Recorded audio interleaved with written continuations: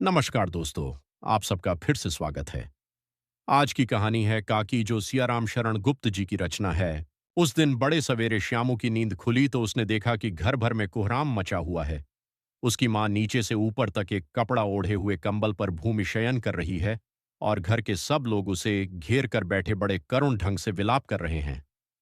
लोग जब उमा को श्मशान ले जाने के लिए उठाकर ले जाने लगे तब श्यामू ने बड़ा उपद्रव मचाया। लोगों के हाथ से छूटकर वह उमा के ऊपर जा गिरा। बोला, काकी सो रही हैं, उन्हें इस तरह उठाकर कहाँ लिए जा रहे हो? मैं न जाने दूंगा। लोग बड़ी कठिनता से उसे हटा पाए। काकी के दाह संस्कार में उसे नहीं जाने दिया।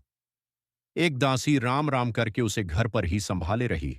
यद्यपि बुद्धिमान गुरुजनों ने उसे विश्वास दिलाया कि उसकी काकी उसके मामा के यहां गई है, परंतु असत्य के आवरण में सत्य बहुत समय तक छिपा न रह सका।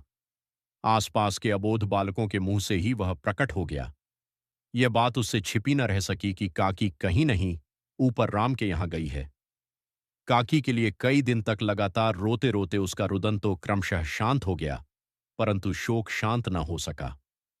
वर्षा के अनंतर एक दो दिन में ही पृथ्वी के ऊपर का पानी तो अगोचर हो जाता है, परंतु भीतर ही भीतर उसकी आर्द्रता जैसे बहुत दिन तक बनी रहती है, वैसे ही उसके अंतस्थल में वह शोक जाकर बस गया था।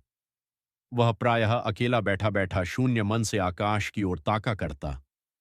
एक दिन उसने ऊपर आसमान में पतंग उड़ती देखी। न जाने क्या सोचकर उसका हृदय एकदम खिल उठा। विश्वेश्वर के पास जाकर बोला, काका, मुझे एक पतंग मंगा दो। पत्नी की मृत्यु के बाद विश्वेश्वर अन्यमनस्क रहा करते थे। अच्छा, मंगा दूंगा, कहकर वे उदास भाव से कहीं और चले गए। श्यामू पतंग के लिए बहुत उत्कंठित था। वह अपनी इच्छा किसी तरह रोक न सका। एक जगह खूंटी पर विश्वेश्वर का कोट टैगा हुआ था। इधर उधर देखकर उसने एक स्टूल सरकाकर रखा और ऊपर चढ़कर कोट की जेबें टटोली।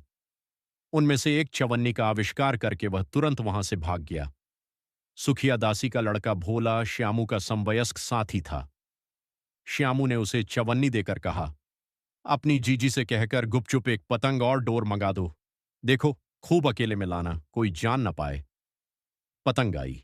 एक अंधेरे घर में उसमें डोर बांधी जाने लगी। श्यामू ने धीरे से कहा, भोला, किसी से न कहो तो एक बात कहूं।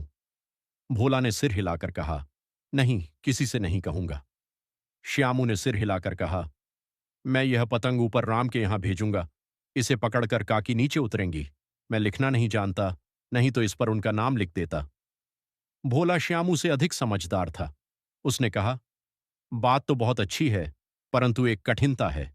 ये डोर पतली है, इसे पकड़कर काकी उतर नहीं सकती। इसके टूट जाने का डर है। पतंग में मोटी रस्सी हो तो सब ठीक हो जाएगा। श्यामू गंभीर हो गया। मतलब यह कि बात लाख रुपए की सुझाई गई है, परंतु कठिनता यह थी कि मोटी रस्सी कैसे मंगाई जाए। पास में दाम है नहीं, और घर के जो आदमी उसकी काकी को बिना दया माया के जला आए हैं, वे उसे इस काम के लिए कुछ नहीं देंगे। उस दिन श्यामू को चिंता के मारे बड़ी रात तक नींद नहीं आई। पहले दिन की तरकीब से दूसरे दिन उसने विश्वेश्वर के कोट से 1 रुपया निकाला, ले जाकर भोला को दिया और बोला, देख भोला, किसी को मालूम न होने पाए। अच्छी अच्छी 2 रस्सियां मंगा दे। एक रस्सी ओछी पड़ेगी। जवाहर भैया से मैं एक कागज पर काकी लिखवा रखूंगा। नाम की छिट रहेगी तो पतंग उन्हीं के पास पहुंच जाएगी। 2 घंटे बाद प्रफुल्ल मन से श्यामू और भोला अंधेरी कोठरी में बैठे बैठे पतंग में रस्सी बांध रहे थे। अकस्मात शुभ कार्य में विघ्न की तरह उग्र रूप धारण किए हुए विश्वेश्वर वहां आ घुसे। भोला और श्यामू को धमकाकर बोले, तुमने हमारे कोट से रुपया निकाला है। भोला सक पकाकर एक ही डांट में मुखबिर हो गया। बोला, श्यामू, भैया ने रस्सी और पतंग मंगाने के लिए निकाला था। विश्वेश्वर ने श्यामू को 2 तमाचे झड़कर कहा, चोरी सीख कर जेल जाएगा। अच्छा, तुझे आज अच्छी तरह समझाता हूं। ये कहकर फिर तमाचे जड़े और कान मलने के बाद पतंग फाड़ डाली।